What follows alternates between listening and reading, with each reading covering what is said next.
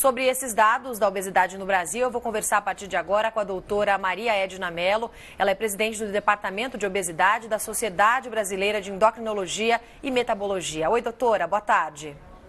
Oi, Roberta, boa tarde. Boa tarde, pessoal.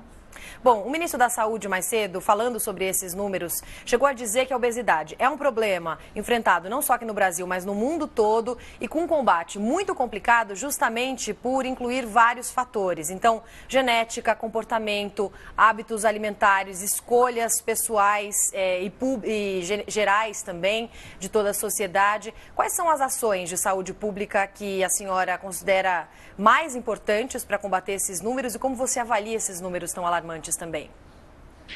Esses números eles estão mais ou menos dentro do esperado, porque o ministro ele tem razão quando ele fala que a obesidade ele é multifatorial e que realmente o controle é muito difícil. As pessoas que são obesas, elas têm muita noção disso que ele falou, disso que a gente está conversando agora, dessa dificuldade de controlar uma doença que envolve tantos parâmetros, tantos fatores. Com relação às medidas de saúde pública que a gente espera, é que inicialmente a gente tem as medidas de prevenção. Então, as medidas de prevenção são aquelas que vêm desde a escola, desde o acompanhamento pré-natal das grávidas, porque a prevenção da obesidade ela já é feita desde o período intraútero. Então, mesmo antes de engravidar, a mulher ela precisa tentar ter o melhor peso possível dentro da faixa de normalidade, para que ela tenha uma gestação mais saudável. E saindo desse período da gestação, então a gente vai para o período escolar. Então, na escola, as crianças elas precisam ter um ambiente escolar saudável. Então, a gente precisa implementar algo que é simples, que é a regulamentação do que se vende nas cantinas escolares, definir uma vez por todas que embutidos e carboidratos e gorduras em excesso em alguns alimentos, que esses alimentos eles não sejam ofertados para as crianças, porque a gente sabe que, infelizmente, isso ainda acontece em algumas escolas, E saindo disso aí a demanda geral. Então, hoje o próprio Ministério da Saúde ele tem uma programação de regulamentação de rótulos frontais para os alimentos industrializados, que isso facilita muito a identificação daquele alimento que não é tão saudável, aquele alimento que tem excesso de gordura, que tem excesso de açúcar, que tem excesso de calorias, de sal. Então, existe uma série de medidas no âmbito de prevenção que a gente precisa definir, que o governo ele precisa realmente implementar, porque a gente acaba tendo muitas brechas, porque tudo que eu falei, a gente acaba não tendo isso no país como um todo. E sem falar ainda da questão assistencial. Claro. E, doutora, eu queria abordar com você também vários dados da pesquisa que falam sobre os hábitos dos brasileiros na alimentação. Então, por exemplo, o consumo de feijão diminuiu demais. E é bom a gente lembrar que a gente saiu de uma condição de desnutrição para uma condição de obesidade, do aumento da obesidade aqui no nosso país. O perfil alimentar do brasileiro mudou muito nos últimos 10 anos? Sim, então a gente tem uma população que começou a ter acesso a alimentos de uma forma geral e se ela começa a ter acesso a alimentos, a comprar alimentos, sem ter conhecimento, sem ter uma orientação suficiente, que alimentos que ela vai comprar para preservar, para melhorar ainda mais sua saúde, então ela vai acabar comprando alimentos que são mais palatáveis. E quais são os alimentos palatáveis? Aqueles que são ricos em gordura, em açúcar, que são os alimentos que mais engordam, Alimento que tem muito açúcar, gordura, sal, então ele é bom para se comer. Então, não só vai buscar mais esse tipo de alimento, como esse alimento também, por si só, ele dá menos saciedade quando a gente ingere, e isso faz com que a gente coma mais.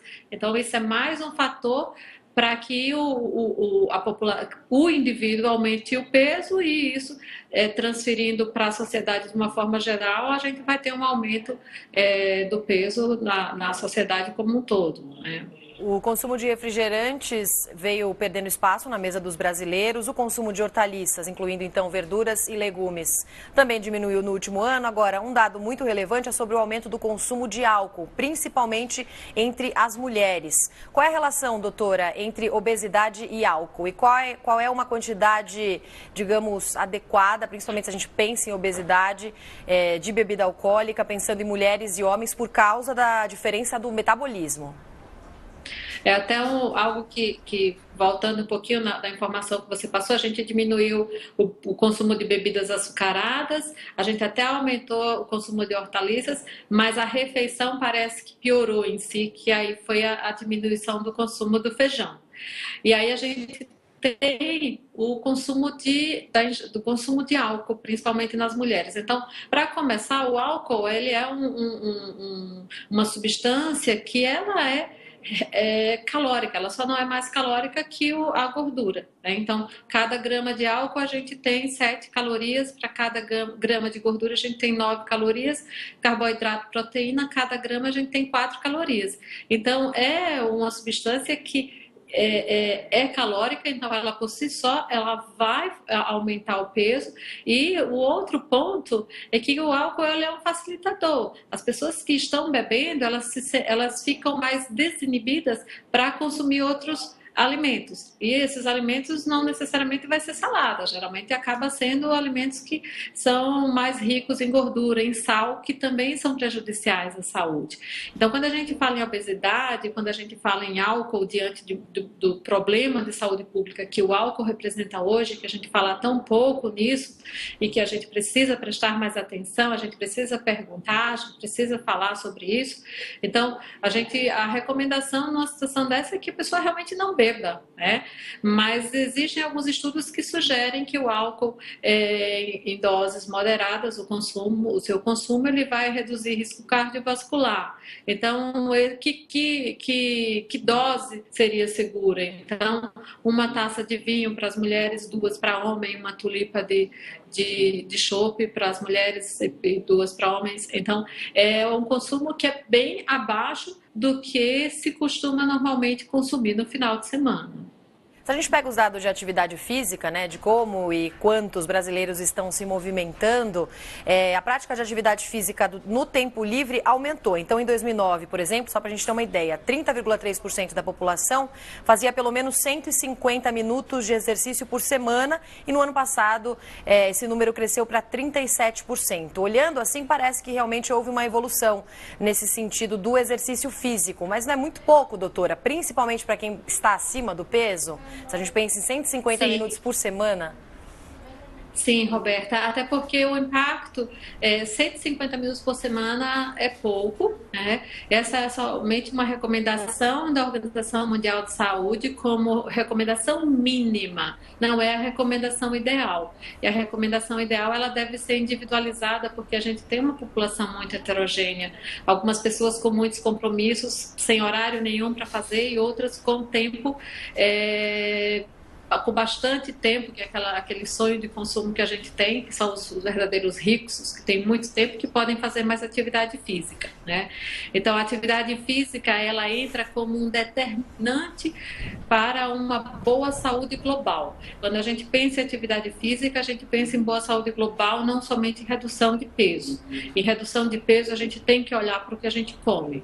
E a gente está tendo uma piora da nossa alimentação como um todo, apesar de ter diminuído o consumo de refrigerantes e sucos e aumentado um pouco esse consumo de vegetais. Uhum. O Ministério da Saúde traçou algumas metas, inclusive, para os próximos anos, né, doutora? Bem ousadas, inclusive, se a gente pensa na evolução da última década. Como é que você acha que o Brasil caminha, então, nessa evolução no combate à obesidade nos próximos 10 anos?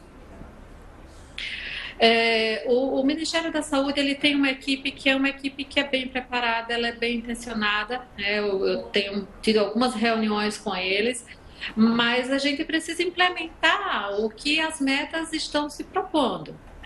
Então, alguns pontos são bem difíceis de serem implementados, mas sem implementação, esses números não vão se modificar ao longo dos anos. E se a gente quer uma mudança para daqui a 2 anos, isso precisa ser implementado já. Então, uma rotulagem frontal que facilite a identificação de um alimento que seja mais engordativo, uma regulamentação de cantina escolar, regulamentação de publicidade infantil, porque a prevenção ela é feita na infância, né? Então, não adianta a gente pensar em prevenção para quem já tem 35, 40 ou mesmo mais que 30 de IMC.